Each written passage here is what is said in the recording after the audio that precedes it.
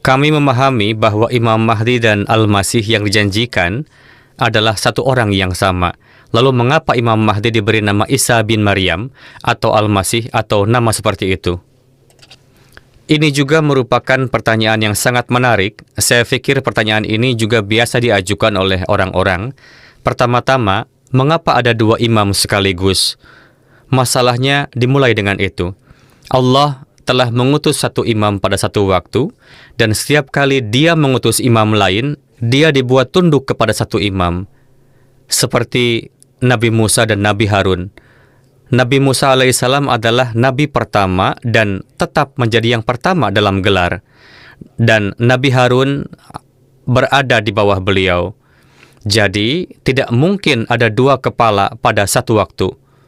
Ini adalah masalah pertama. Mengapa dua kepala? Masalahnya adalah, apakah mereka dua orang yang berbeda atau orang yang sama diberi dua gelar? Bahkan jika mereka adalah dua orang yang berbeda, imam di antara mereka akan menjadi satu dan satu-satunya. Adapun Al-Imam Al-Mahdi menunjukkan bahwa dia yang akan dilahirkan di antara umat Hadrat Rasulullah SAW, dia akan menjadi pemimpin yang ditunjuk secara ilahi, dan siapapun yang lain, jika memang ada orang lain yang datang, harus tunduk kepadanya dan berada di bawahnya. Itu juga menyelesaikan masalah kenabian. Bagaimana mungkin seorang nabi berada di bawah seseorang yang bukan nabi?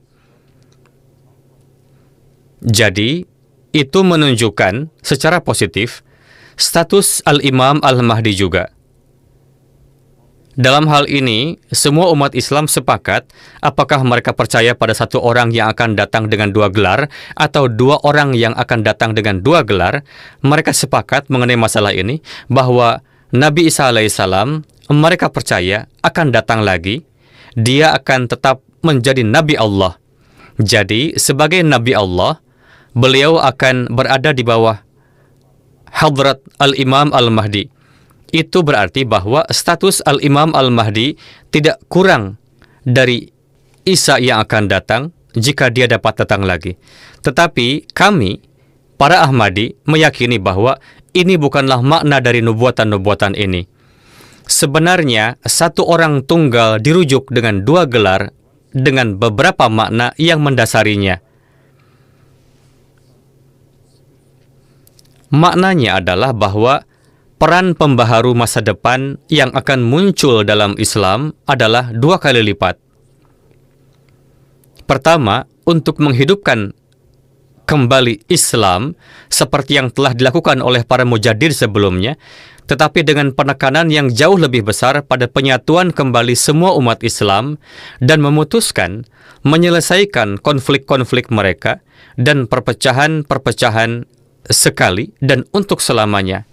Jadi, sosok ini akan menghidupkan kembali iman Islam dari sudut pandang doktrin, serta dari sudut pandang mereka yang menjadi saleh lagi.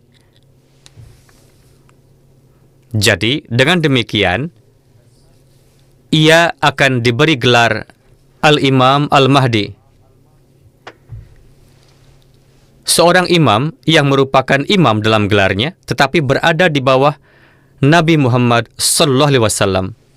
Peran kedua dari imam masa depan itu adalah bahwa dia akan berjihad melawan kekristenan. Sebuah agama yang telah mendistorsi citra Yesus Kristus dan telah mengubahnya menjadi Tuhan. Jadi, ini adalah bantahan yang indah dari Allah bahwa kalian yang mengklaim bahwa Yesus Kristus adalah putra Allah, lebih tinggi statusnya daripada setiap nabi lainnya, aku telah memutuskan bahwa dia, gelar Isa Al-Masih, akan diberikan kepada Al-Imam Al-Mahdi, seorang pengikut Nabi Muhammad Mustafa Sallallahu Alaihi Wasallam yang akan dilahirkan dalam umat beliau. Dengan demikian, menyatakan bahwa inilah status sebenarnya dari Isa Al-Masih, bukan di atas para nabi, tetapi di bawah Nabi Muhammad Sallallahu Alaihi Wasallam dan tunduk kepada beliau. Jadi kedua masalah ini pada kenyataannya akhirnya bergabung dalam garis argumen yang sama yang saya sajikan.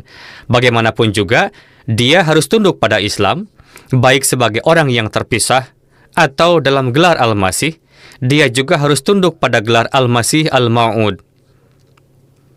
Itulah sebabnya hadis menyebutkan bahwa Al-Imam Al-Mahdi muncul sebelum dan Al-Masih datang kemudian.